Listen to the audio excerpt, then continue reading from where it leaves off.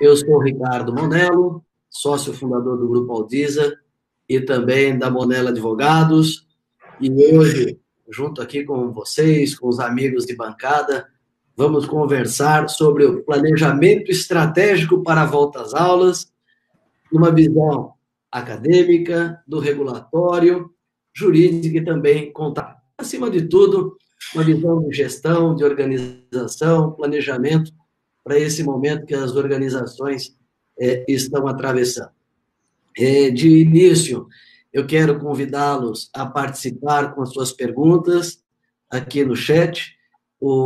Esse conteúdo está sendo transmitido pela plataforma Click Meeting e também pelo Facebook do Grupo Aldiza, com o apoio também da Monello Advogados e da Vetra Soluções Educacionais. E também pedir para vocês que não só sigam as nossas redes sociais, mas também participem, trazendo dicas, comentários, temas que gostariam de ver aqui em nossas redes, se inscrevendo, curtindo e compartilhando. Isso também é muito importante para que a gente possa trazer conteúdos novos, conteúdos atuais e atender às demandas da sua organização. Lembrando que a Monello Advogados e o Grupo Aldiza têm realizado diversos eventos, seminários online, webinários, ao longo desses dias todos, todas as semanas, trazendo conteúdos na área do direito, da contabilidade, da gestão, na área acadêmica, e todos eles vocês também podem rever em nosso canal no YouTube. Eu quero cumprimentar os que já estão entrando. Do apoio aqui, nós temos o Carlos Silva, nosso sócio também da Aldiza, o Luiz Alberto, que está apoiando. E é isso aí. Vamos no andamento. Eu vou apresentar os dois que vão dividir esse momento comigo. O Eduardo Mello, meu amigo e sócio e CEO do Grupo Aldiza, sócio também da área de consultoria, onde tem uma vasta experiência no acompanhamento consultivo de diversas organizações de ensino, inclusive através da sua participação em vários grupos de gestão, comitês de governança. E a nossa convidada de hoje, especialíssima, querida amiga, Nilbe Ruggiero, com mais de 20 anos de experiência na área educacional. Comecei cedo, né? Eu comecei cedo. Tem 20 e poucos anos de idade, mas tem 20 de experiência, né, Nilbe?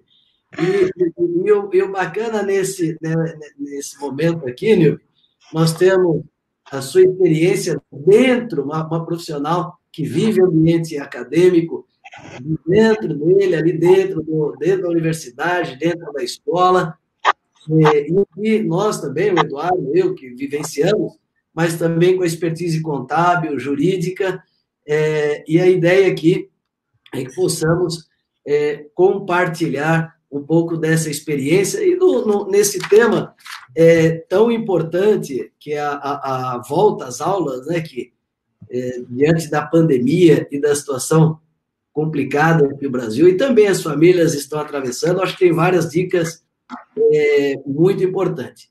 Lembrando, aqueles que ainda não estão recebendo as informações sobre os eventos, sobre notícias, nós temos os grupos no WhatsApp e está aí disponível para vocês que queiram, é só clicar para que comecem a receber as nossas informações. Eu vou passar para o Eduardo, e para que ele também faça a apresentação e as considerações iniciais, mas já trazendo também para vocês dois, que estão no front, Eduardo, também, além da Aldiza, está no front ali, administrando, assessorando em campo várias instituições de ensino. Eu digo que, nesse momento que nós estamos, olhando como pai, com filhos nas escolas também, aquela preocupação de como esses alunos, essas crianças vão ser recebidas, como que o ambiente vai estar preparado, pais, professores, auxiliares, a comunidade de modo geral, e também A tecnologia, né? Hoje, de manhã, conversando numa outra reunião, eu tive uma coisa que me chamou a atenção, que tem pais que, de um lado, estão preocupados com os filhos full time em casa, mas tem alguns casos que chegaram de pais que falaram, é possível o modelo híbrido? Né? Meu filho teve uma experiência interessante também no modelo virtual ou digital. Então, já fazendo aí uma provocação para o Eduardo, para a Nilbe, e passando para o Eduardo para que ele se apresente e também conduza com a Nilbe. Uma boa tarde a todos e vamos lá. Sucesso, gente! Boa tarde, pessoal. Obrigado, Ricardo. Doutora Nilbe, boa tarde. Boa tarde. Ele já começou realmente provocando. É uma questão muito delicada. Nós tratamos um pouco desse assunto no nosso último webinar, que falamos sobre mensalidades escolares, sobre desconto, sobre a gestão e todos esses pontinhos que nos ficam à cabeça. Porque nós, enquanto gestores, temos uma visão, os pais têm uma outra visão. Por que nós não temos juntos uma mesma visão? E não construímos juntos essa visão?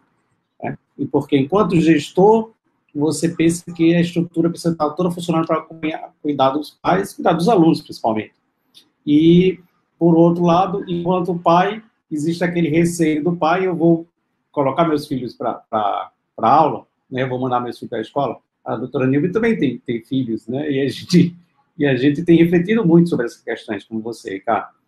Então, é um assunto bem provocador, é realmente provocante, e a gente traz alguns temas para serem discutidos. Eu prefiro que a gente comece a questão com a doutora Nilbe, fazendo uma pequena apresentação do tema dela, e a gente encaminha. Porque no tema dela, essa sua provocação principal aí, ela vai ser respondida. Né? Espero que todos acompanhem. Nós vamos, junto com a doutora Nilbe, a nossa ideia realmente é que ela nos apresente um material e a gente faz as nossas participações, nossas colocações. O Ricardo faz as provocações, né, para a gente poder ver isso aí. E, sempre que possível, também temos junto um embasamento legal que ele vai estar presente conosco. Tá? Doutora Nilbe, por gentileza, eu queria que a senhora se apresentasse rapidamente e pudesse iniciar nosso evento. Tendo em vista que já são 3h10, né? Então, a gente tem um pequeno tempo aí para poder fazer alcançar todo esse tema que realmente é bem abrangente. Boa tarde, Ricardo, Eduardo, muito obrigada pelo convite, pela parceria que nós temos, pela confiança em entender que eu tenho algo a contribuir, eu brinco que eu mais aprendo do que eu contribuo, e vamos lá. Esse momento, não existe, para esse momento que nós estamos vivendo, não existe uma receita de bolo, porque nós nunca passamos por isso. Então, o que existe são ideias. E essas ideias, elas vão precisar ser colocadas em prática. Algumas ideias, elas já estão sendo colocadas para aquelas instituições que eu acompanho, e porque nós precisamos ter o momento de agora e o momento da volta. Né? Essa volta, aqui o Estado de São Paulo já tem aí uma sinalização, parece que vai ser liberado escola a partir do dia 15, 20 de julho, não é a realidade de todos os estados, mas cada estado vai ter que se adaptar, vai ter que se adequar.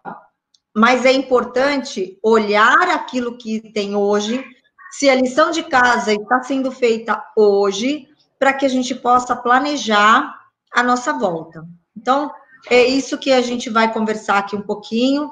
Eu vou colocar aqui a apresentação, pronto. A apresentação está para todo mundo? Ricardo e Eduardo, eu, por uma questão de coordenação motora, eu não vou ficar olhando as perguntas, tá? Sim, não se preocupe, Nilbe. E se vocês quiserem me interromper, nós estamos aqui num bate-papo regulatório, acadêmico, jurídico e contábil. Tudo aquilo que eu vou falar olhando tanto a educação básica quanto o ensino superior. A teoria, ela vale para as duas áreas, tá? Então, quem for de educação básica, pensa na sua realidade, quem for de ensino superior, traduz para a sua realidade.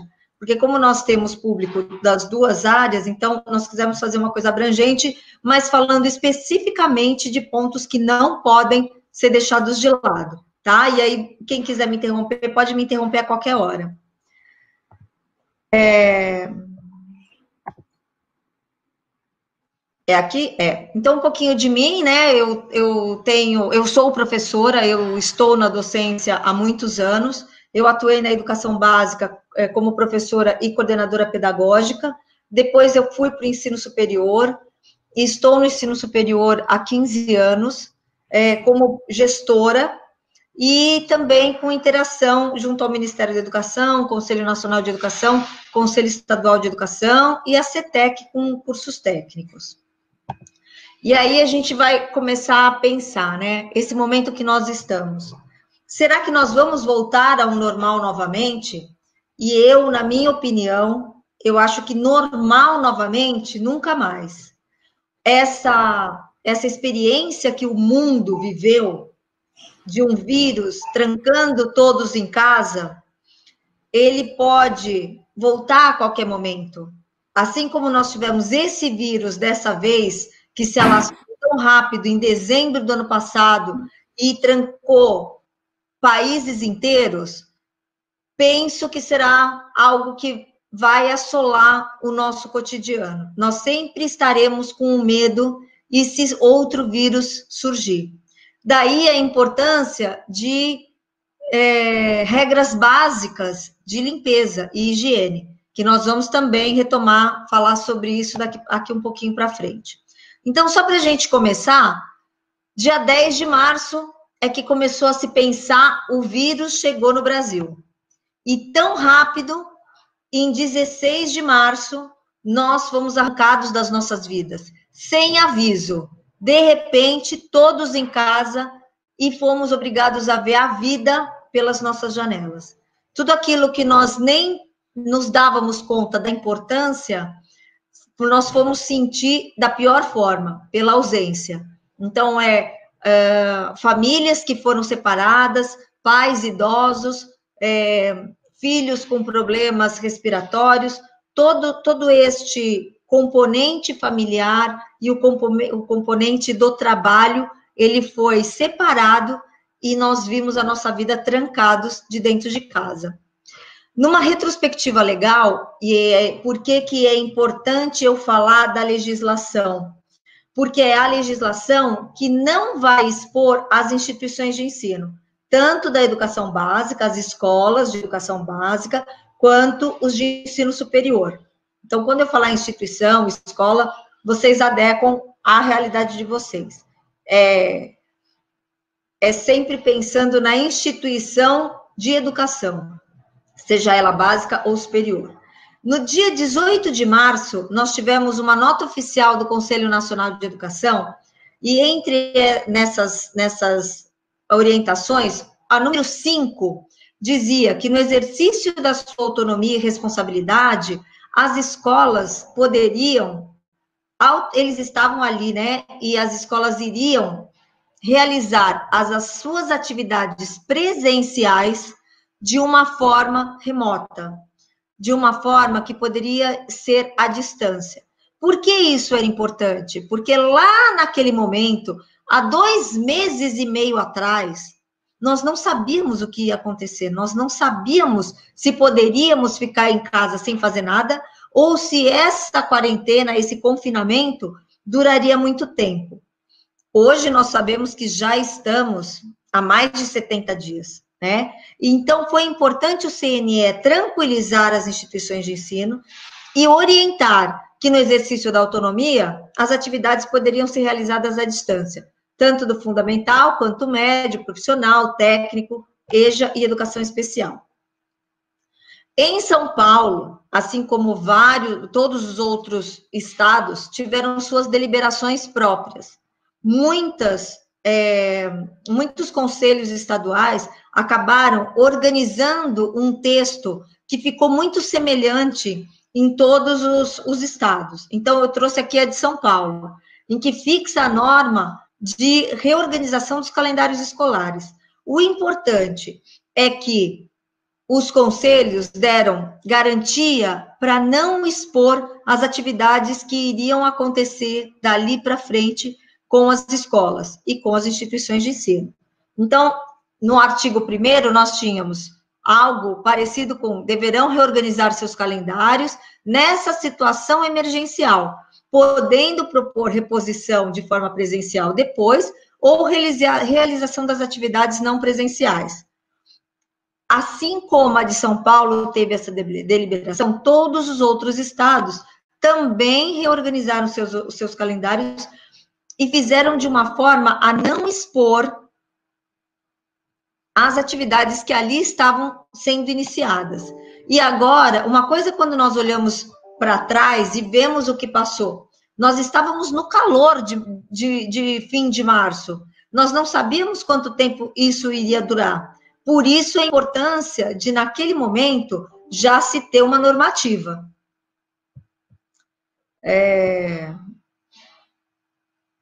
E aí nós tivemos a portaria do Ministério da Educação, a 345, para o ensino superior, primeiro a 343, né, e depois a 345, especificamente do ensino superior, em que ficou autorizado, em caráter excepcional, as disciplinas presenciais sendo ofertadas por meios de tecnologia de informação de forma remota.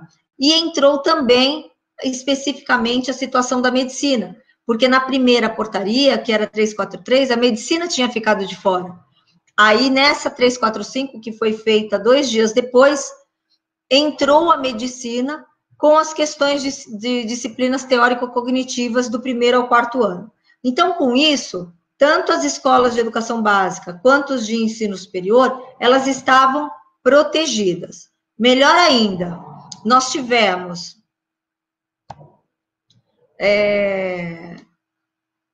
a medida provisória 934, que no artigo 1º fala especificamente da educação básica, onde ela estabelece para a educação básica a desobrigação dos mínimos de dias letivos, o mínimo de dia efetivo de trabalho escolar, mas o cumprimento da carga horária mínima. E como isso é importante? Por quê? Isso vai caracterizar o percurso formativo do aluno e o contrato de prestação de serviço feito pelo pai e pela instituição, ou pelo aluno, se ele for o responsável pelas suas mensalidades, e a instituição. Então, esse contrato de prestação de serviço, ele fica garantido, por quê? Porque o percurso formativo, mesmo não sendo presencial por conta da pandemia, e isso não é uma vontade da instituição, ele está garantido desde que cumpra a carga horária mínima estabelecida por lei. Ô, Nilve. Oi. Não, pode até deixar mais para o final, eu acho que é legal o Eduardo também, se quiser participar, mas aí talvez seja uma primeira grande reflexão para o planejamento, né? O cumprimento da carga horária. Porque nós temos assistindo aqui, eu estou aproveitando, mandando um abraço para o pessoal, tem gente do estado de São Paulo, do norte, nordeste, sul, centro-oeste. Nós estamos com mais de 100 pessoas aqui, somando os diversos canais, né? Então, e nós temos várias realidades, né? Alguns que já estão voltando, alguns que têm um prazo mais longo, e uma coisa que vai impactar, de certa forma, para os seus comentários, o período de férias, totalmente concedido ou já anunciado por essas escolas. Alguns, inclusive, vão entrar em período de férias nos próximos dias, né? Ou na próxima semana. Queria que você já, ou agora, ou no final, ver a hora que você achar mais interessante, trazer esse comentário da carga horária. Tá, pode deixar. Eu só vou terminar aqui essa parte específica da legislação, eu já vou entrar nessa importante que é a questão das férias. Então, aqui, para o ensino superior, o artigo 2 da medida provisória também dispensou do mínimo de dias de trabalho acadêmico, mas com o registro da carga horária. Isso é importante, por quê? Para dar validade para tudo isso que os professores estão trabalhando. E aí vem a pergunta, hoje, especificamente hoje, o que é que cada um de vocês estão fazendo em suas instituições? Essas são as perguntas primordiais que vocês precisam responder para o planejamento estratégico de vocês, de agora e para a volta. Então, essas são as perguntas que vocês precisam ter. Estamos oportunizando de forma estruturada e planejada o percurso formativo dos alunos? Então, está sendo feito, tem semanário, tem plano de ensino para ensino superior, o professor está ali registrando conteúdo, metodologia, material, como está acontecendo, por qual meio, se é por WhatsApp, se é por Zoom, se é por Google Meet, se é por Hangout, se é por televisão, porque existem locais no Brasil que a gente ainda não tem uma internet parruda. Então, como está sendo registrado isso? A importância do registro, porque em algum momento isso vai ser cobrado das instituições. Qual foi o percurso formativo vivido pelo nosso aluno? As famílias para a educação básica estão percebendo esse planejamento e a entrega estruturada do contrato de prestação de serviço? E o aluno do ensino superior, ele está tendo uma boa experiência com o EAD ou com a forma remota? Nós estamos acompanhando, e tem um errinho aí de português, nós estamos acompanhando, enquanto gestores, o gestor, o coordenador de curso, o coordenador pedagógico, está acompanhando esses professores? Esses professores estão acompanhando individualmente esses alunos? Por exemplo, educação básica, numa sala de Fundamental 1, primeiro, segundo, terceiro ano, a professora tem horários exclusivos com essa turma? Ou está só a sala? Como é que está sendo feito esse acompanhamento? Esse registro, essa evolução, essa avaliação cognitiva desses alunos, como está sendo registrado? Como está o meu calendário? Porque cada um parou num tempo. Como eu estou registrando esse calendário do que eu estou fazendo para o que eu ainda tenho que fazer? Como está a minha comunicação? Importantíssimo isso. Vocês têm que pensar como é que está a comunicação de vocês. Como o pai está vendo isso? Como o aluno está se sentindo? Está se sentindo seguro? Está sentindo que está abandonado? Está sentindo que está tendo apoio? Como está a folha de pagamento? Como é que eu estou organizando essa questão? Principalmente porque eu estou tendo que dar desconto. Esses descontos, está numa política individualizada ou passou uma régua para todo mundo? Período de férias. Vocês já planejaram o período de férias? Tem lugares do Brasil que, como não se sabia quanto tempo ia se ficar, algumas escolas, em alguns estados, por exemplo, Maranhão, eu sei de clientes nossos que estão no Maranhão, que deram férias em abril. Então, eles já gozaram as férias que seria em julho. E como vai fazer agora? Vai ficar de maio a dezembro sem férias? Como está planejado isso? Como vocês estão pensando na redução de gastos administrativos? Como ficou a evasão? Como ficou a inadimplência? Tem como reduzir custo docente? Mas será que merece? O docente, que é quem está agora segurando toda essa onda, será que merece ter redução de custo docente? A inadimplência? Como as informações de transferência estão chegando nas famílias? Essa pandemia que, independentemente de local de país, de hemisfério norte, hemisfério sul, ela atacou todo mundo. Atacou também a saúde financeira das famílias. Muitas famílias tiraram as crianças da educação básica da escola. E agora, para o meio do ano, vai ser retomado? Tem transferência? Você está fazendo uma boa entrega? O mercado educacional está percebendo que você conseguiu atender os alunos? É uma forma também de captar alunos para o meio do ano. Então, tem perguntas, e eu acho que essas são as principais, que cada gestor precisa fazer para o seu planejamento. De agora... Oi. Antes de você passar, eu queria ver teu slide anterior, por gentileza. Esse aí. Eu não quis te atrapalhar, só porque você mudou o slide.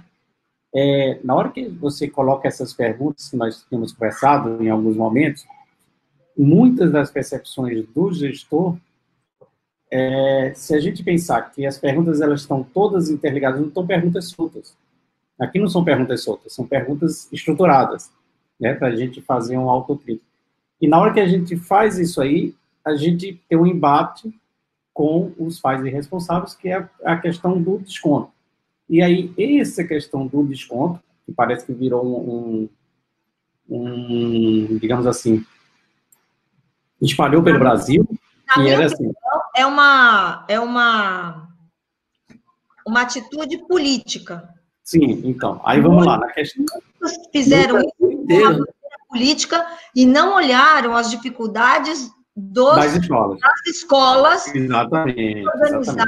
E quanto isso tem gasto, tivemos vários gastos para se adequar ao momento. E aí vem querer dar desconto, é assim... Aí a gente tem questão do desconto, que é o que o pessoal pediu, aí você tem o Ministério Público em cima, você tem PROCONs em cima, você tem alguns juízes em cima, você tem uma legislação atrapalhando, a legislação estadual, interferindo direto na legislação federal, né, usando isso aí, e isso tudo, em momento nenhum, né, se pensou na estrutura escola. A escola não quer ficar só recebendo dinheiro sem entregar, né? Então, por isso que eu estou dizendo, as perguntas que você coloca, elas são estruturadas, elas são todas organizadas. Na hora que a gente pensa isso tudo, eu estou entendendo sim a escola, porque na hora que o responsável vem, ou o pai vem para conversar, você está com tudo isso respondido, o planejamento, o pensamento, ele está todo estruturado como uma unidade dentro da escola. E aí esse ponto aqui, como está a minha comunicação, ela para mim é fundamental, que faz o link em todas essas perguntas que você coloca aqui. Então, se o gestor ele consegue responder cada um desses pontos, e veja só, eu não estou sendo contra dar desconto, nem estou sendo a favor de dar desconto, nesse meu raciocínio aqui. Até porque, para dar o desconto, eu preciso reduzir meu custo. E preciso ter a ciência que eu não vou incrementar esse custo de volta daqui a algum tempo. Então, eu preciso repensar esse ponto. Nós já discutimos, acho que tem algumas pessoas, clientes nossos e amigos que estão nos ouvindo, e refletimos um pouco sobre isso também. Então, essa estruturação desses pontos a serem percebidos, a questão das férias, como é que vai ficar para frente, né? A grande vantagem que eu vejo naquela legislação federal, quando ele tira dias letivos, a desobrigatoriedade dos dias letivos, mas ele mantém a obrigatoriedade do conteúdo, né? Então, isso é muito importante nesse momento de estruturação. Tá? Eu queria só contribuir para te passar ainda. Você ele tira a obrigação dos dias letivos, mas ele mantém a carga horária. Exatamente. Só que ele dá autonomia para a instituição, dentro dessa situação de pandemia, fazer uma análise, que a gente vai ver mais para frente, uma análise daquilo que é importante para determinar, dos objetivos da BNCC na educação básica, daquilo que é importante ser cumprido. Exato. Aí eu quero aproveitar para te fazer uma pergunta do chat. No ensino superior, aquilo que realmente é importante para ser cumprido. No ensino superior, o médio e fundamental 2 ainda está mais fácil, né? A parte complicada ficou para a educação infantil, a primeira infância e o fundamental 1. Exato. E a gente conseguiu estruturar o fundamental 1 quando a gente pega, normalmente, o primeiro, segundo ano fundamental 1 são um pouco mais difíceis. Só para não perder o tema, tem uma pergunta aqui que eu acho que encaixa nessa colocação, que a gente falou lá de aulas online, e eu tenho uma pergunta que ele faz. Quantas aulas online a legislação preconiza que existe 100% de participação de todos os alunos? No caso de atingirmos 90%, poderá ser considerado como aula mediante todos os registros solicitados pelo CNE? É uma pergunta da... Sim. Quando você tem um registro... Quando você tem um registro e você não tem 100% de participação, no presencial você também não tem. Tem dia que o aluno falta, né? Nessa pandemia, há 3 semanas atrás, o meu filho pegou infecção intestinal. Ele não conseguiu ficar na frente do computador porque ele estava passando muito mal. Ele ficou no banheiro. Se ele tivesse no ensino presencial, ele também não estaria na aula. Então, o fato de não ter 100% das pessoas na frente do computador, ela é decorrente da vida acadêmica, da vida escolar do aluno. Se você tiver tudo registrado, que aquela aula aconteceu, e 1, 2, 3, uma parte dos alunos não estava naquela aula, com certeza toda essa documentação vai ser aceita. Ô, Nilve, aproveitar um pouco nessa tua fala, dá tempo para você tomar uma água aí. Eu sei que nós temos aí meia hora para encerrar e tem bastante slide, né? Mas um pouco do que você falou na provocação do Milenilson e também da fala do Eduardo. No primeiro momento, nós tivemos, pelo MEC, a questão da não obrigatoriedade dos dias. Mas nós temos que cumprir a carga horária. O que a gente tem visto em alguns lugares, inclusive no Distrito Federal, e chamou atenção, é aquela discussão. 1 hora de videoaula equivale a quanto na aula presencial? E vice-versa.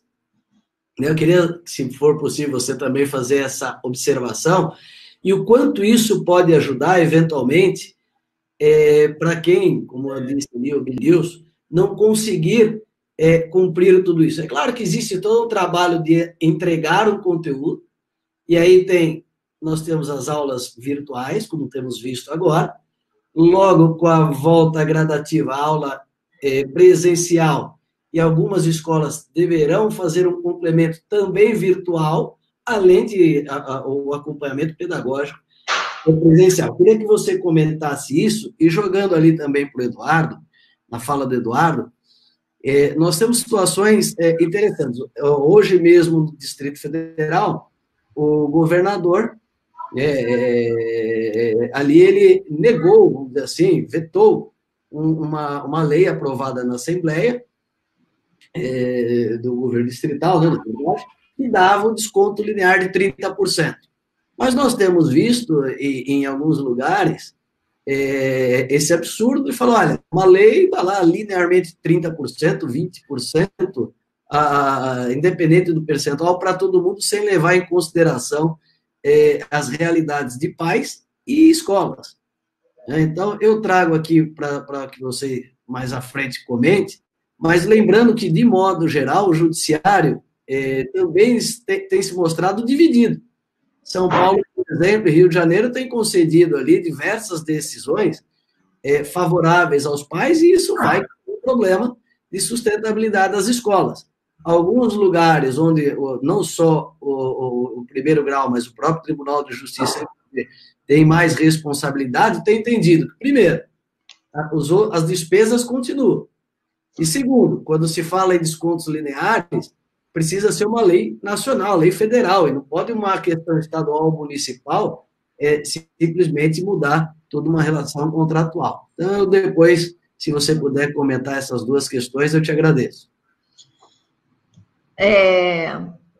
A questão da contabilização da aula presencial com a aula à distância, ela não existe uma fórmula matemática. O que se entende é que a aula com a explica, por exemplo, não dá para quem faz educação à distância, não dá para o professor gravar uma aula de 1 hora e o aluno ficar lá assistindo 1 hora, porque não é a mesma dinâmica do presencial. Então, se contabiliza que de 5 a 8 videoaulas de 15 minutos é um módulo de 80 horas. Então, 5 videoaulas de 15 minutos é uma disciplina de 40 horas para o ensino superior. Lembrando que, neste momento tão diferente que nós estamos vivendo, apesar de, por exemplo, a educação fundamental 1, fundamental 2 até 6ª, 7ª série, uma aula de 1 hora, 1 hora e meia com a professora, mais aquele monte de trabalhos de atividades que as crianças estão fazendo, ela contabilizaria, sim, um dia de aula. Não seria por hora, mas seria por dia. Então, você contabiliza o dia e a quantidade de horas que estariam a criança no momento presencial. Porque a escola está planejada, a escola mandou material, mandou atividades, mandou tutorial para a criança fazer com a família ali a sua atividade, ou para o aluno que é mais velho fazer ali sozinho. Então, essa carga horária, que seria, parece que é menos, porque o aluno não está lá na sala de aula presencial, ela é contabilizada da mesma forma. Eu ia falar o seguinte, que esse slide aqui, que o que nós estamos fazendo hoje, ele é o que um comitê de crise, que toda instituição deveria, toda escola deveria estar pensando nisso.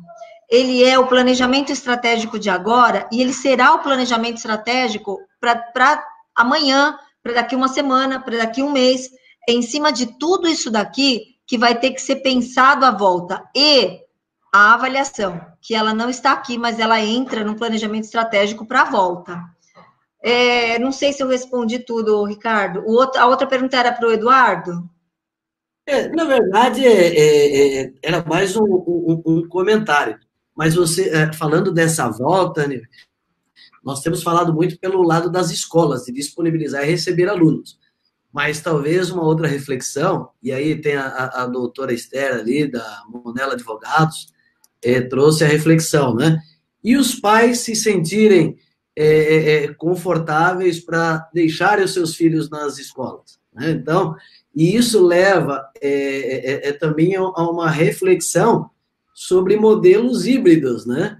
Que talvez as escolas também tenham que repensar. Nós estamos, acho que, diante de uma situação muito nova, que talvez não tenha tantas respostas para tudo isso. Aqui cumprimentar a doutora Melina Barros, do Helder Nascimento Advogados, grande amigo e parceiro lá de Fortaleza, hein? Bom, vamos embora, senão a gente não vai sair daqui hoje, hein? Por isso que eu não vou aceitar sua provocação, Ricardo. Vou deixar seguir. Elas vão voltar.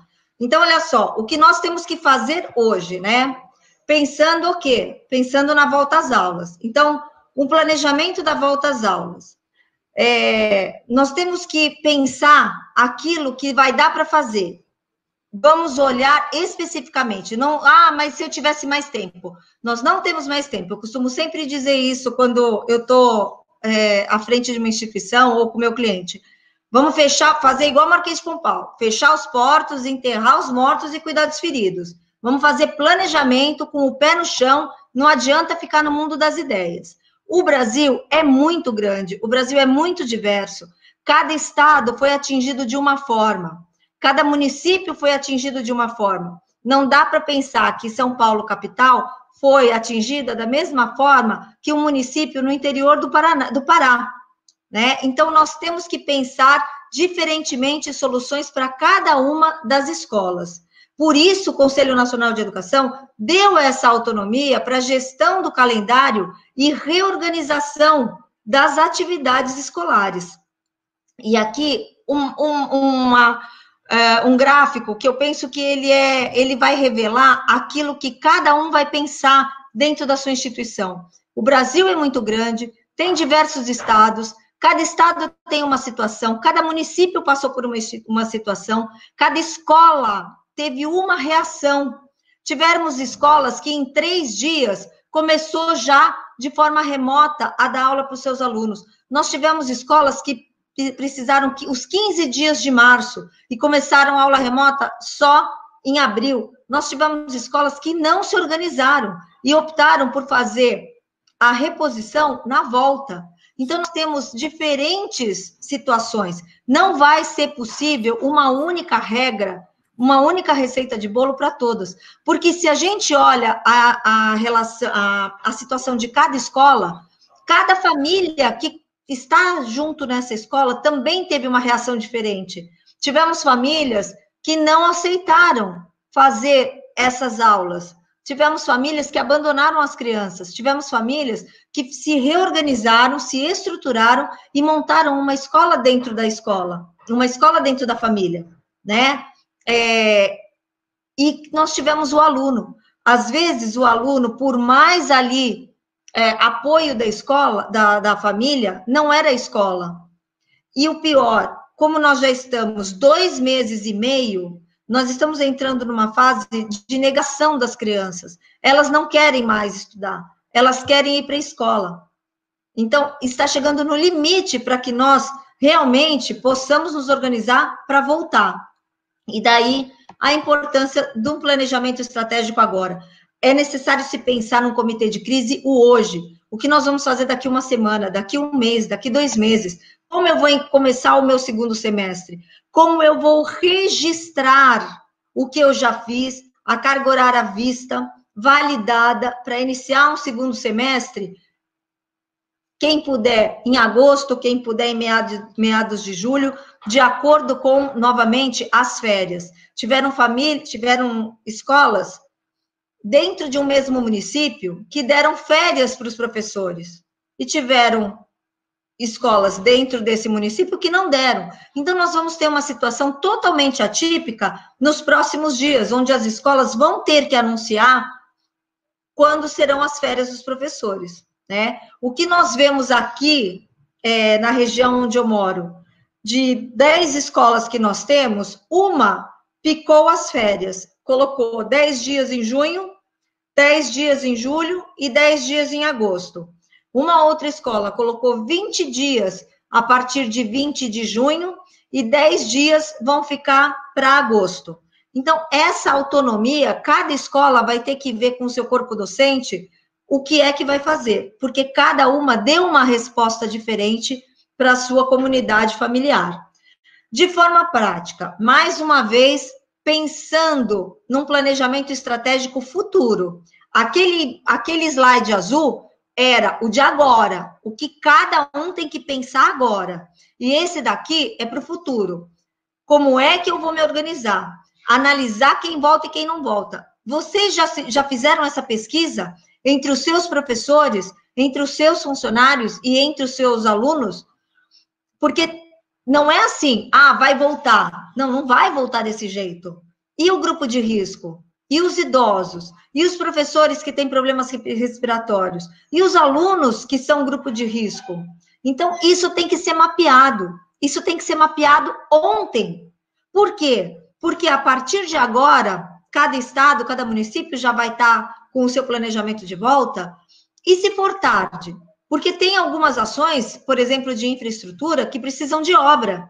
Vocês vão precisar adequar as escolas. Vocês vão precisar adequar, por exemplo, o bebedouro. Então, vai precisar ter uma organização de como é que vai voltar. E quem não estiver pensando nisso já está atrasado. A comunicação, ela precisa ser assertiva, ela precisa ser qualificada.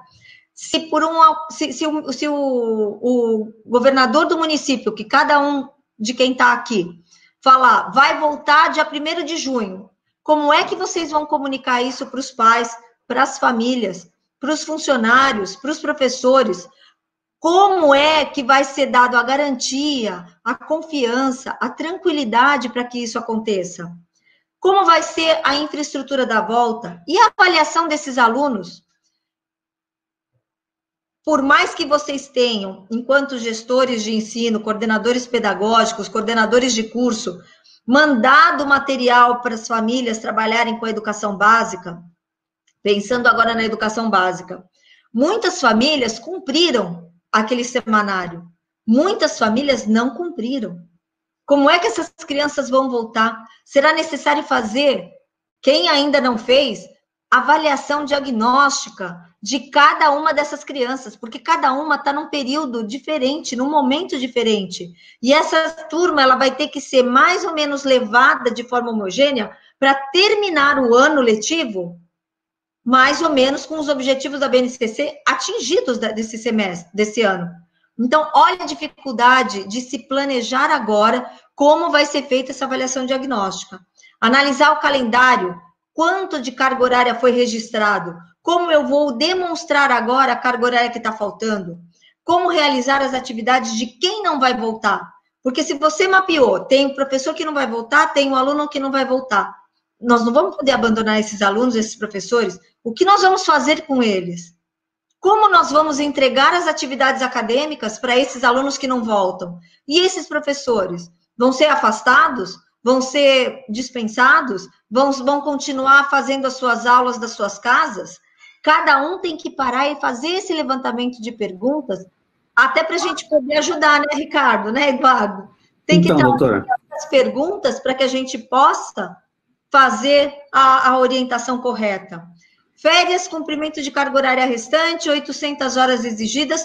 Como colocar tudo isso nos próximos meses? E as novas matrículas? Então, tudo isso tem que ser pensado para frente. São vários desafios mesmo. Hoje mesmo, pouco depois das 7 horas da manhã, eu já estava discutindo com a instituição se tinham iniciado as obras para preparar o retorno das aulas, que se discutido, a possibilidade de um retorno parcial, e a gente tinha discutido. E a instituição dizendo, não, vou deixar para fazer isso depois que os alunos voltarem, aí eu vou dar férias. E a gente vinha discutindo, mas vai dar férias de novo? Como é que vai dar férias de novo? Não, mas é só um recessozinho, mas não dá tempo para fazer tudo que se precisa se fazer para preparar estruturalmente. Não dá. E aí, não dá mesmo, a gente sabe disso. E a gente tem aquela dinâmica de, assim, a gente tem municípios e estados que têm legislação que estão permitindo obras civis e outros que não estão permitindo. E, claro, todos eles com mais higiene, com mais cuidado sanitário, etc. Então, onde que eu posso fazer? Se eu estou alocado no município, como a senhora mesmo colocou, cada situação é uma situação diferente, e cada colégio e faculdade são situações diferentes. Então, eu tenho que entender a minha instituição, aquele seu gráfico ali que foi apresentado, que é aluno, família, instituição, município, estado e Brasil, eu tenho que entender cada um desses pontos onde eu estou alocado, para ver onde que eu tenho legislação que me permite trabalhar alguns aspectos e onde que eu não tenho. Daí o planejamento. Daí entender a minha instituição, entender ela toda e poder ter o planejamento. E um ponto que a gente está deixando, não está discutindo muito, né, porque realmente não era o foco, é dinheiro.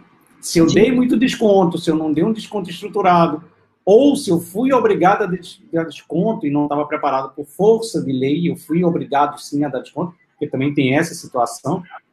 Participamos de um comitê de crise onde a gente tinha estruturado os pequenos descontos e chegou uma legislação e disse, olha, é 30% para todo mundo. E como é que a instituição se refaz, né, disso aí? Então, precisa ver todas essas possibilidades para poder pegar e começar a adequar dentro dos orçamentos. E aí, sim, planejar, porque a carga horária tem que ser cumprida. Os dias letivos a gente já viu que não, mas a carga horária, sim. Vai ter que ser. Exatamente. Eu até vou dar umas sugestões depois de como é que a gente vai poder fazer essa carga horária. Um outro aspecto importante, Eduardo, que isso muita gente não está se atentando. O momento, as pessoas estão tão loucas, né? São tantos dias, todos nós confinados dentro de casa, que as pessoas estão começando a entrar em desespero. Então, a importância do líder na escola. Então, o diretor, o coordenador ou um professor, alguém que seja um representante daquela instituição, ela tem que ser uma referência para dar a segurança da volta. E essa segurança, ela também tem que ser comunicada. Ela precisa, as famílias, os alunos mais velhos, os funcionários, eles precisam estar seguros de que, se não der para voltar, a escola tem um plano B, o gestor tem um plano B. Não dá para ser uma decisão linear. Então, um grupo educacional que, por exemplo, tenha 20 escolas espalhadas em vários estados do Brasil, dificilmente vai conseguir uma decisão única. Exatamente. Porque os municípios são diferentes, os estados são diferentes, né?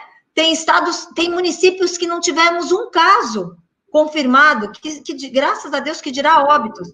Então, ali a situação é outra. né?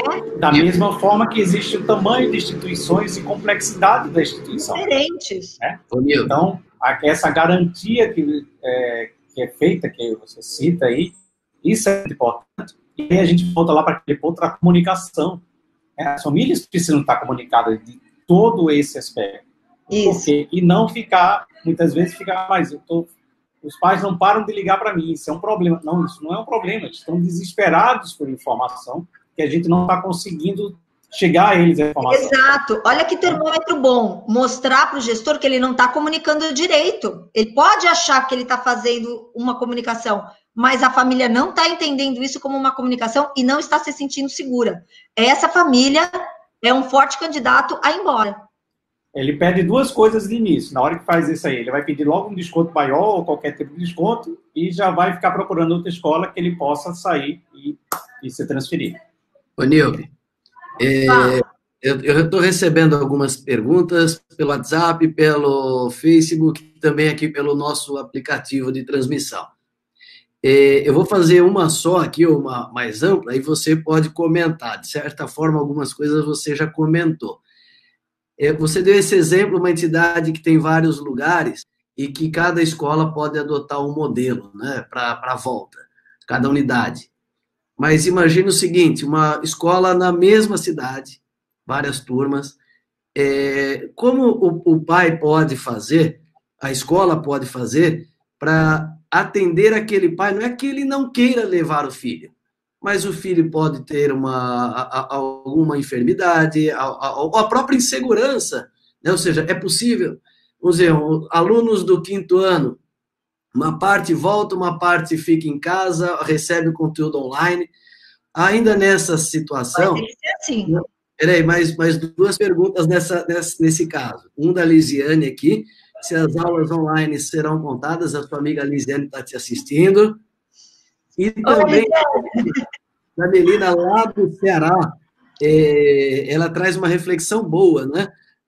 Nesse modelo remoto, virtual, nós temos os conteúdos, ou as aulas assíncronas e assíncronas, né? Ou aquela aula, né, para os demais, onde o professor participa ali com o aluno, interagindo numa sala virtual, e temos aqueles conteúdos que são muito importantes, que são disponibilizados para o aluno sem a presença do professor, mas supervisionado por ele, para fazer trabalhos, leituras, fóruns de discussão. Como que aproveita isso também, acima de tudo?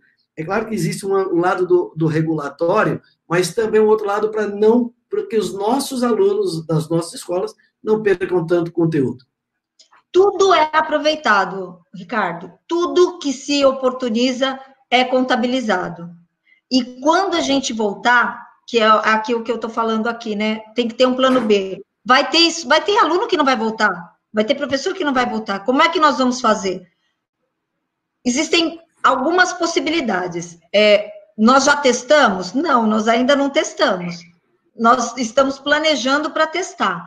Então, uma solução, uma ideia que nós estamos testando. Testando porque tem alguns lugares que já estão um pouquinho mais liberado que o outro. Então, por exemplo, o Distrito Federal liberou, a partir de segunda-feira passada, prática para ensino superior. Então, tem algumas coisas que a gente está acompanhando. Educação básica, vamos supor, Fundamental 1.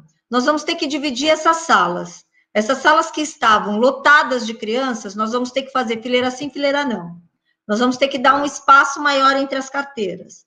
Provavelmente, ainda para o mês de agosto, quem voltar em agosto, nós podemos pensar em rodízio. Então, segunda e quarta vai uma turma, terça e quinta vai outra turma. Aquela atividade feita pela turma de segunda vai ser feita pela turma da terça, na quarta vai ter uma outra atividade que vai ser repetida pela turma da quinta. Mas e se aqueles alunos, e se tem alunos que não foram? Estamos pensando na possibilidade de se gravar essa aula desse professor presencial e disponibilizar para esse aluno. Esse professor que voltou, que vai estar com turma dividida, também vai ficar com a responsabilidade de mandar material para aquele aluno que não voltou. Aquele professor que não vai voltar, vai precisar ter a turma dividida, vai precisar ter uma turma reorganizada. Esse professor, para não ficar sem fazer nada, ele vai poder fazer outras atividades. Por exemplo, ficar atento à avaliação diagnóstica dos alunos. Então, fazer acompanhamento daqueles alunos que não voltou pela tecnologia, aqueles alunos que não voltaram, mediados pela tecnologia. Quando voltar, nós vamos provavelmente por quê? Porque cada escola parou num tempo, cada escola está com uma carga horária cumprida, manter atividades presenciais e fazer as atividades presenciais e manter as atividades não presenciais. Então, nós vamos ter uma carga horária realizada na escola, presencial, e nós vamos ainda ter uma carga horária não presencial para ser cumprida em casa, que seriam as lições de casa, por exemplo, só que de um quantitativo um pouco maior. Os sábados, provavelmente, muitas escolas vão adotar o sábado como aula letiva, como dia letivo. Feriados não teremos mais, pontes de feriado não teremos mais. Estamos pensando também na viabilidade de se colocar um contraturno. E aí o Eduardo vai falar, pô, Nilbe, mas isso eu vou ter que pagar dobrado ao professor. Provavelmente. Aí o professor, a turma vai ficar de manhã e de tarde. Era uma turma que só ficava à tarde, era uma turma que só ficava de manhã. Nós vamos ter que colocar um pouco a mais. Então, isso daqui, o que eu estou falando, não é ordem, são sugestões para se pensar. E serem adequadas a cada situação, né, Nilva? E a cada escola, a cada família, porque tem família que não pode deixar a criança na escola, né? Então, quando a gente dá uma ideia, surgem 5 problemas para cada ideia. Então, a gente tem que olhar um a um cada uma das questões. Mas e a gente ainda tem a interferência municipal ou estadual, em alguns momentos, que você, vou abrir sala, vou flexibilizar, uma parte sim, uma parte não. E a legislação que faz sobre isso, até uma pergunta do Antônio Cabral também, ele coloca aqui. Além de estarmos acobertados pelo CNE, lá atrás, né, quando saiu lá atrás, em março, 10 de março, se não me engano, ele falou sobre isso, a gente tem essa flexibilização. Tem, mas será que a escola consegue fazer isso? E o custo gerado para fazer isso? Aí a gente também tem, por outro lado, linhas de créditos subsidiadas para poder garantir esse aspecto das aulas, né, em outros turnos, e nos sábados letivos, porque aí geram horas extras, geram horas adicionais. Eu não vou demitir o professor que ele tem comodidade ou grupo de risco, mas ele vai ter que dar aula online, ou ele vai preparar material para dar suporte àquele professor que está em linha de frente. O meu aluno que não vai poder participar, ele vai ter que ser atendido, então como é que ele vai ser atendido? São essas questões, né, Nilva, que a gente precisa discutir caso a caso, escola a escola, município a município. Caso a caso. Exatamente. A caso, porque uma solução que eu posso dar para uma escola, eu não consigo aplicar em outra escola. Não, e a mesma escola, eu vou complementar, se você me permite, eu consigo dar na mesma escola para 80% dos alunos, ou para 90% dos alunos, mas os 10%, os 5%, os 20%, alguns desses eu não vou conseguir, aí eu vou ter que ser pontual mesmo no atendimento. É isso mesmo. Tem coisas que a gente consegue aqui, numa conversa, falar de forma genérica e dar sugestões para que cada um adeque à sua realidade. Mas tem outras situações que a gente tem que ser pontual, aí precisa ser uma conversa de pé de ouvido mesmo. Exato. Bom, vamos continuar então. Bom.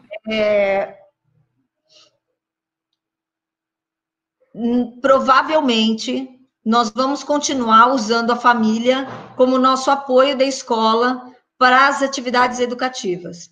E, nesse planejamento, a segurança sanitária que a gente tem que passar para os nossos alunos, para as nossas famílias. Nós vamos precisar criar uma forma de comunicação para dizer para essas crianças a importância de lavar as mãos, usar o álcool gel, o uso correto das máscaras para aqueles alunos que são mais velhos, como que lá o uso do bebedor, não vai poder ter contato físico. O bebedor não pode ser aquele de pôr a boca, vai ter que levar a garrafinha. Então, nós vamos ter que preparar também comunicações para trabalhar essas crianças, né? Não é fácil falar, usa máscara. Eu tenho uma filha de 8 anos que eu saí com ela outro dia, ela falou, não consigo mais respirar, tá quente o ar, e tirou a máscara, né? Uma criança de 8 anos, que não é tão boba. Imagina uma criança de 7, de 6, né? Vai ser obrigatório usar a máscara na escola? Eu acho que a gente vai ter que pensar saídas para a entrada desses alunos. De novo, né? Aqui eu vou estar retomando aquele slide verde do planejamento para o futuro. Então, como está o seu discurso? Você precisa pensar no seu discurso. Como é que você vai se comunicar? Como é que você vai abrir um canal? Você agora está fazendo conversas com grupos de pais? Vocês já pensaram nisso? Vocês precisam dar apoio para esses pais também, porque eles também estão perdidos. Então, a escola vai precisar, nesse momento, também cuidar dos pais. E para comunicar direito, porque a volta está aí. Acolhimento. Como é que está sendo acolhido esses pais, essas famílias, esses alunos? Os alunos mais velhos de ensino superior, as redes sociais, vocês estão mapeando as redes sociais? O que é que esse aluno está falando? Qual é o que ele está sentindo? Qual é o apoio que ele está recebendo? Atenção às competências socioemocionais quando a educação básica voltar. Isso ficou perdido com as famílias. As famílias ficaram numa situação de ter que dar conta de muita coisa. Planejamento para a volta da infraestrutura. Janelas arejadas, ambientes arejados, não vai poder usar o ar-condicionado. Locais onde o calor é muito grande, como é que vai fazer sem ar-condicionado? Álcool gel na entrada, uso de máscara. A escola vai dar a máscara para os professores e para os funcionários? Olha o custo disso, Eduardo. Como é que vai ser? Lembra que a gente conversou e eu disse, numa situação que a gente já começou a tratar, a escola concedendo máscara e numerando as máscaras pela quantidade de uso que ele teria que fazer, e uma fiscalização mais em cima disso. Tal. Exato. São detalhes bem importantes mesmo. Eu vi quer dizer, eu não sei se vocês já viram, tem um spray grandão agora para higienizar.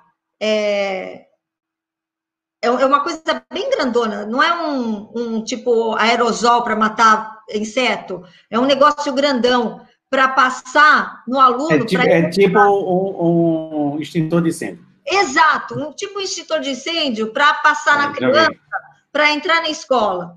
Tirar o sapato pode ser uma saída e a criança vai ficar com aquela meia emborrachada.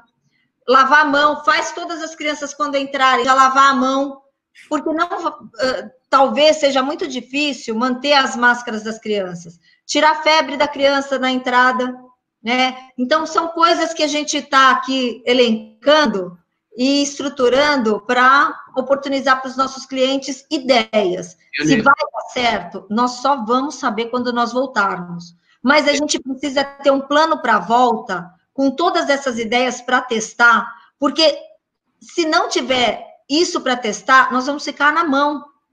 Nós precisamos saber o que funciona e o que não funciona para cada escola.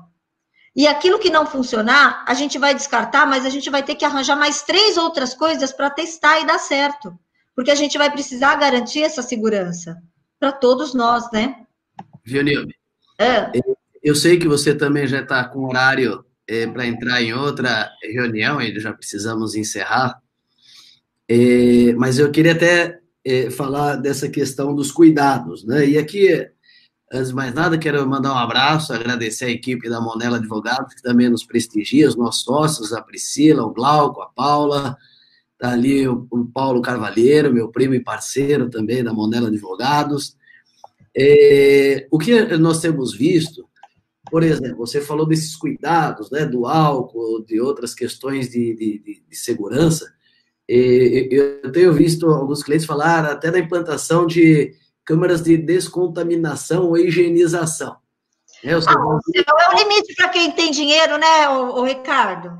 Não, mas tem um outro, a questão não é só o dinheiro, E aí a importância do advogado participar e orientar, tudo nós temos que pensar nos riscos também. Por quê? Às vezes, pensando em resolver todas as situações, eu crio um problema para resolver outro. E aí não me adianta. Então, eu vou criar alguma coisa, mas que eu vou dar um efeito alérgico, um efeito colateral no aluno ou no colaborador, isso pode ser pior. Então, é importante que essas medidas mitigatórias de risco e também sejam bem pensadas. Um outro fator onde mostra a importância de uma discussão ampla e do apoio jurídico, tudo que nós estamos falando aqui tem todo um efeito legal e contratual. Ou seja, qualquer que seja o desdobramento adotado, qualquer que seja a postura, a análise jurídica tem que ser muito bem discutida e previamente discutida. Porque, não querendo aqui assustar ninguém, não, imagina, vamos caminhar para uma judicialização muito grande. No Brasil, tudo judicializa. E como a gente tem visto, tudo termina lá no Supremo. Então, até o risco da ação judicial, que custa caro para as nossas organizações, tem que ser bastante ponderada. E tem ali a Maria Tereza Barrada Rodrigues, fala, tem algum manual com protocolos, né? Nós temos feito, e aqui eu já até faço, não deixa de ser uma divulgação, há um trabalho que nós temos feito com a doutora Nilbe, os nossos advogados e auditores e consultores, que é esse apoio online para comitês. Ou seja, para construir esses protocolos, mapear quais são as situações, esses riscos, e assim, nós não vamos, existe risco zero. Agora, nós temos que mapear para que isso respingue o mínimo possível, porque tudo judicializa, tudo vira alguma condenação para, infelizmente, a escola ter que indenizar alguém. E isso é realmente um custo muito elevado. É um problema. Acho que de tudo, como eu sou professora, a parte que mais me pega, a parte que mais me deixa preocupada, a parte que mais me sensibiliza é a avaliação diagnóstica que vai precisar ser feita na volta.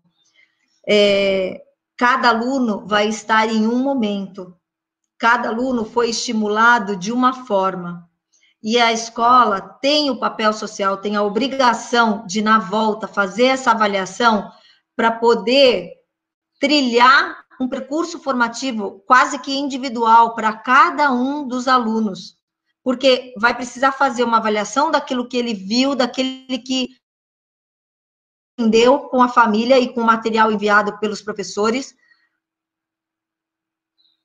e a possibilidade dele continuar e crescer, e levar todos esses das turmas com os seus objetivos quase que atingidos no final do ano. Provavelmente,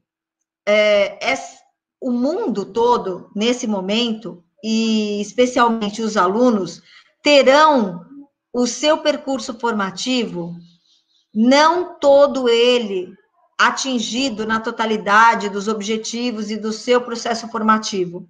Então, essas turmas vão precisar, no ano que vem, ter pinceladas daquilo que ficou para trás deste ano. E é por isso a importância do registro.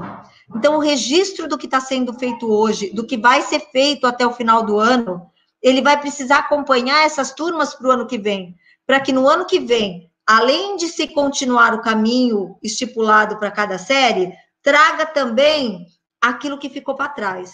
Vai ser um trabalho hercúleo, mas é fundamental que seja feito isso para que cada criança tenha a oportunidade de fazer a aprendizagem da sua etapa formativa. Não sei se eu fui muito trágica, mas é que é uma coisa que... Isso é muito importante. Me mata uma coisa dessas. É o que mais me choca, tá? É a questão da progressão, né? A progressão do aluno.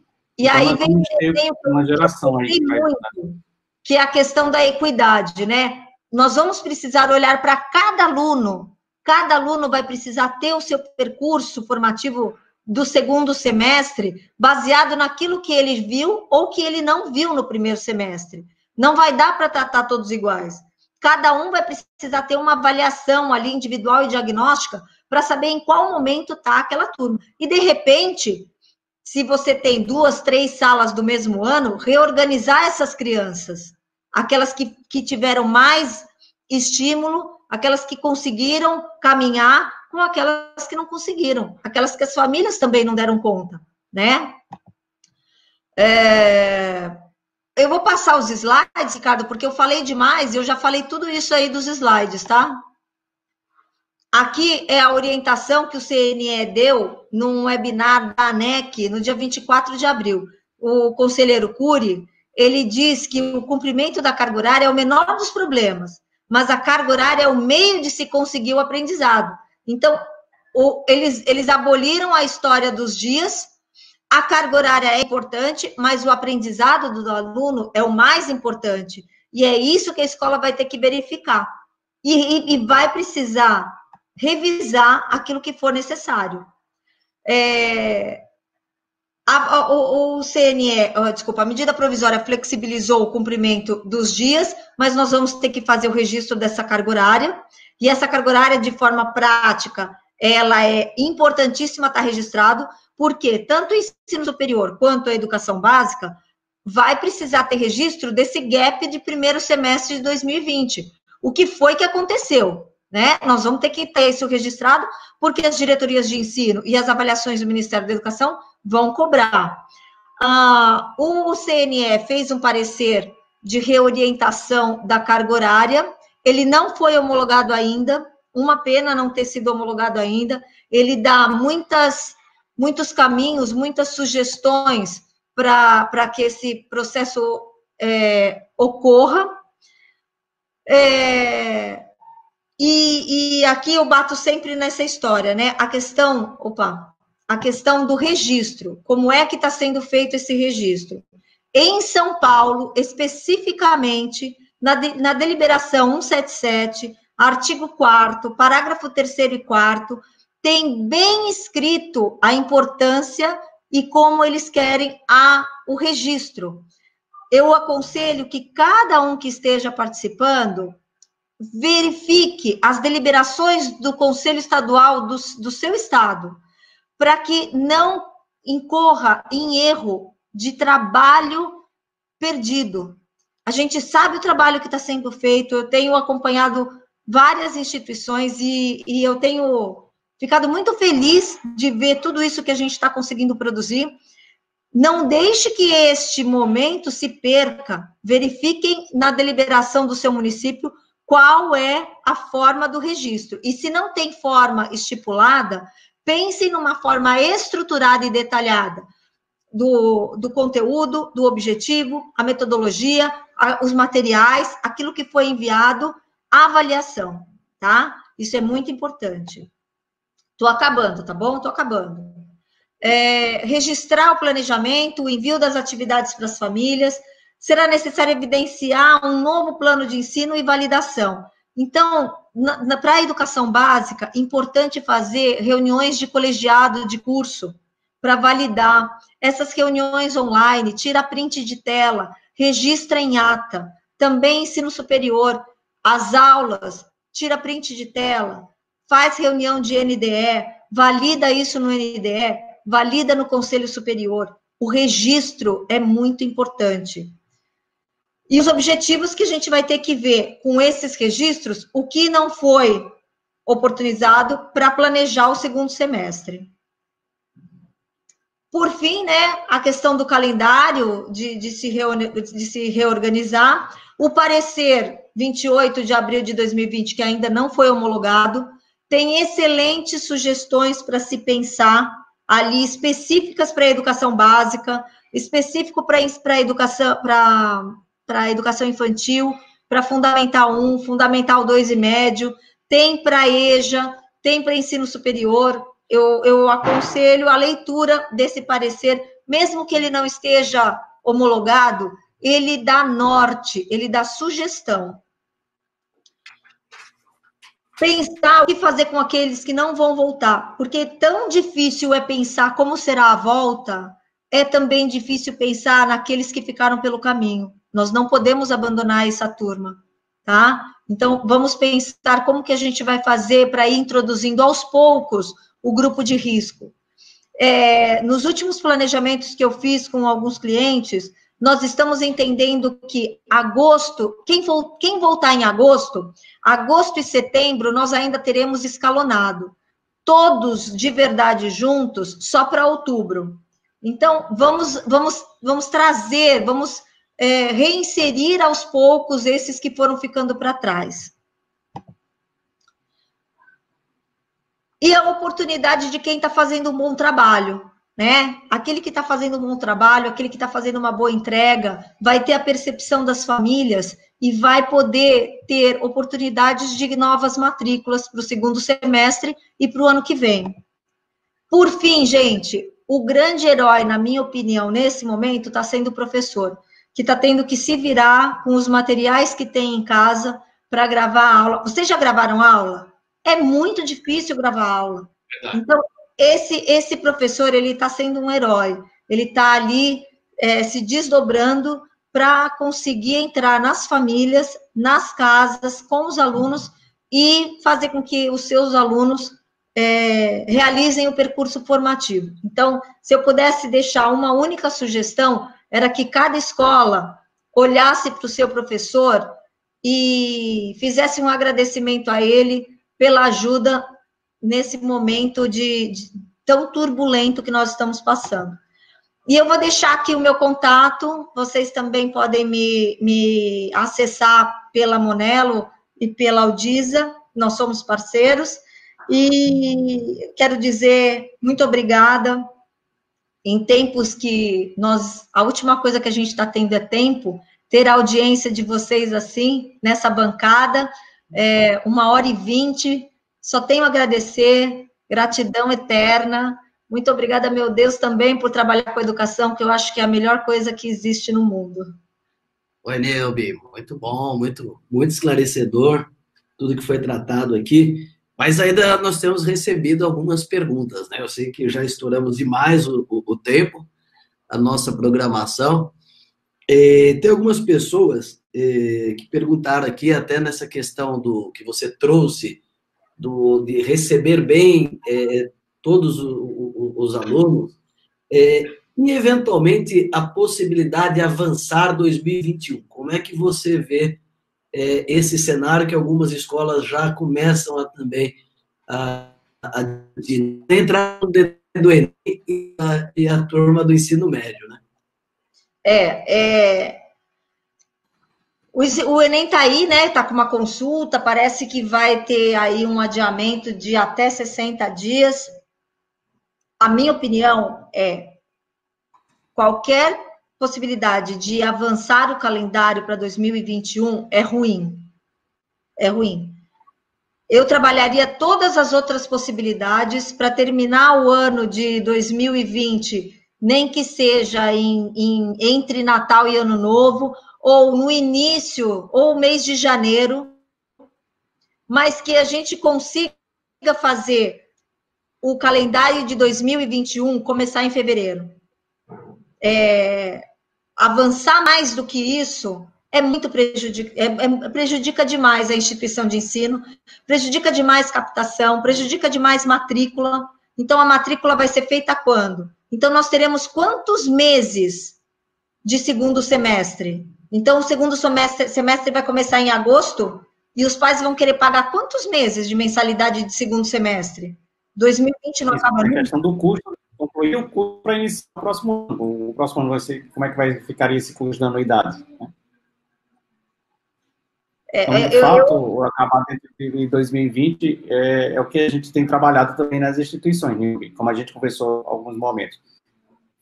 Tentar fechar o ano dentro do ano, né? Com todos os sacrifícios possíveis, mas tentar fechar dentro os sábados, aulas online, contraturno. O dia inteiro no sábado, metade, amanhã do sábado presencial, à tarde do sábado de forma remota, com atividade estruturada.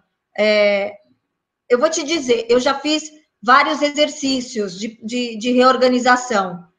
Todos que começarem em agosto, todas as simulações que eu fiz, começando em agosto, eu consigo levar até finalzinho de dezembro, para que tenha-se o respiro de janeiro.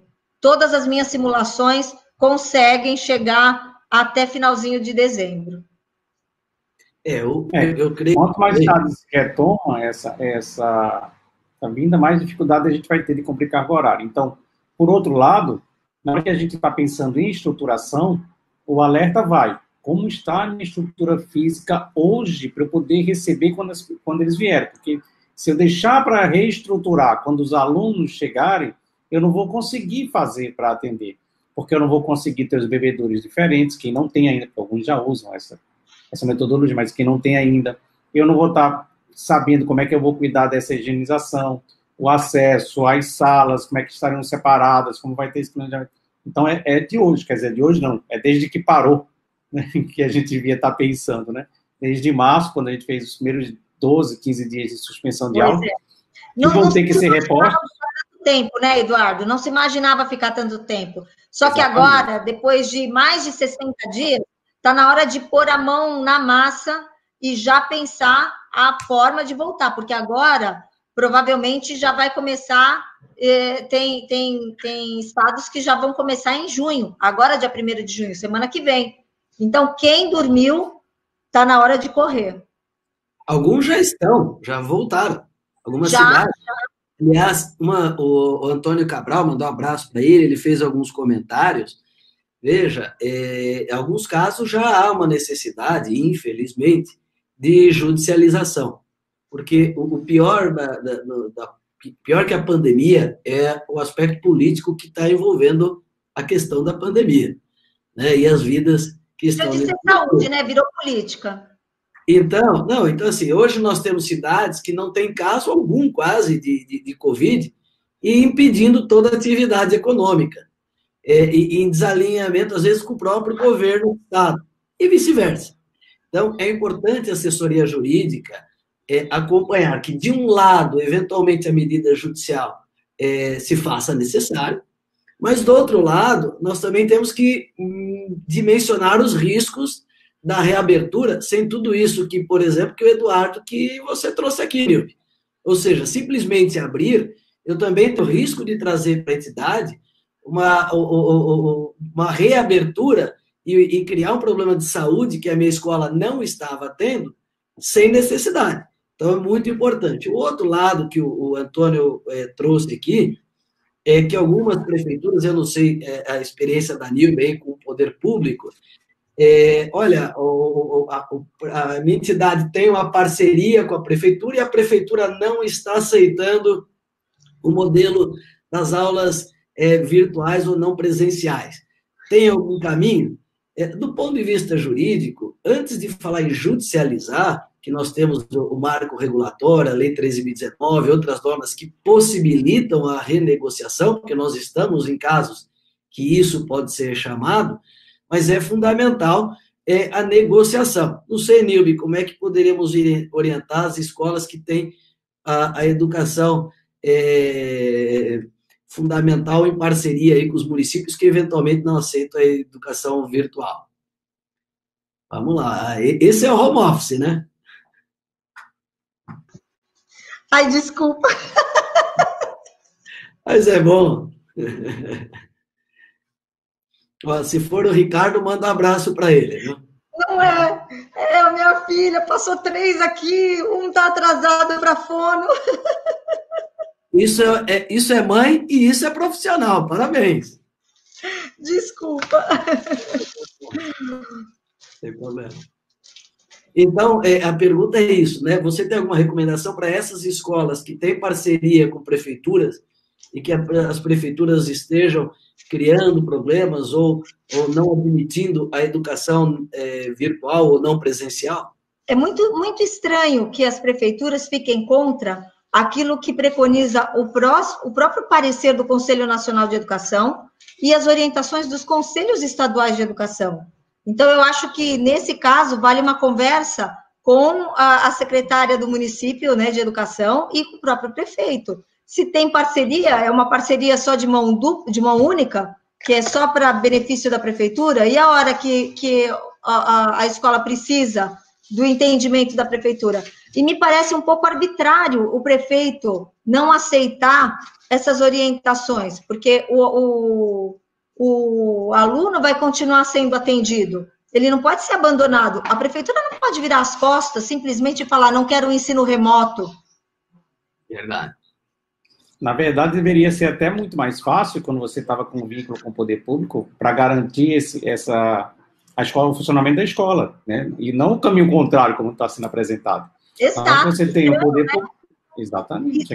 E eu acho que cabe uma conversa, né? Marcar com a secretária de educação do município e ir lá contar, ver como é que pode resolver isso.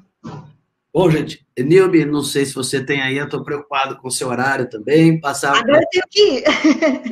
As finais, depois o Eduardo também, as dele, para que a gente possa caminhar para esse... Ricardo, se tiver perguntas que não foram respondidas, pode me mandar que eu respondo depois. Tá certo, o pessoal também pode mandar aí no WhatsApp do Grupo Aldiza, nos nossos e-mails institucionais, que faremos essa interface aí com a Nilbe, além do contato que ela já deixou. Eu só tenho que agradecer vocês, muito obrigada pela oportunidade, espero que essas reflexões, eu não tenho a verdade absoluta, eu só quis passar uma reflexão de situações que a gente está vivendo e que tem que ser pensadas para essa volta.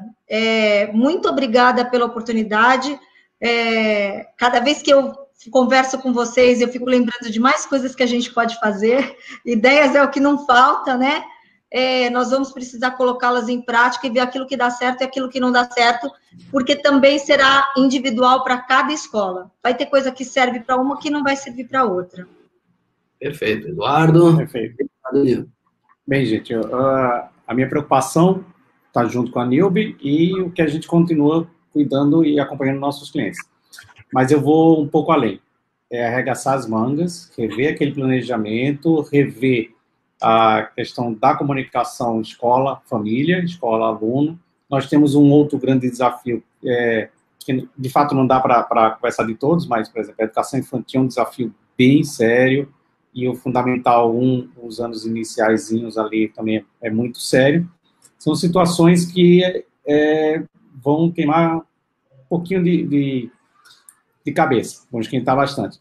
Mas o que a gente precisa entender é o todo da escola, o todo da faculdade, da universidade, seja ela qual for, o nível, para que a gente consiga alcançar e ter o maior índice de satisfação no retorno às aulas. Tá? Não estou dizendo que nós vamos ter 100% de satisfação, tem pais que vão entrar que vão continuar reclamando, vão ter situações que vão continuar reclamando, nós vamos ter alguns colaboradores nossos, ou professor, ou colaborador administrativo, ou coordenação, que também não vão se sentir tão satisfeitos, mas a gente precisa tentar atender o máximo dessa questão, para que a gente passe nesse processo de transformação. É um desafio muito grande para todos os gestores, para todos os professores, para toda a sociedade, é um desafio muito grande, e nós temos que entender a nossa instituição. Eu tenho que ter minha instituição na mão, todos os meus números e os meus alcances, e com isso a gente conseguir fazer os processos para a retomada. E que venha um mundo melhor, hein?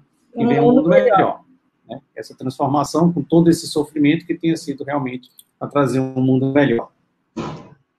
Eu vou me despedir também, eu vou desligar a câmera, tá bom? Tá certo. Tá certo, Nil. Muitíssimo obrigado, Nil, por mais uma vez estar participando conosco. Obrigada pela oportunidade. Um grande abraço.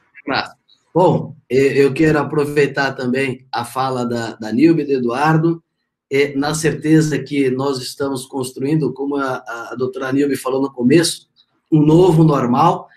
E lembrando, viu, Eduardo, o trabalho da educação é um trabalho escolas e famílias.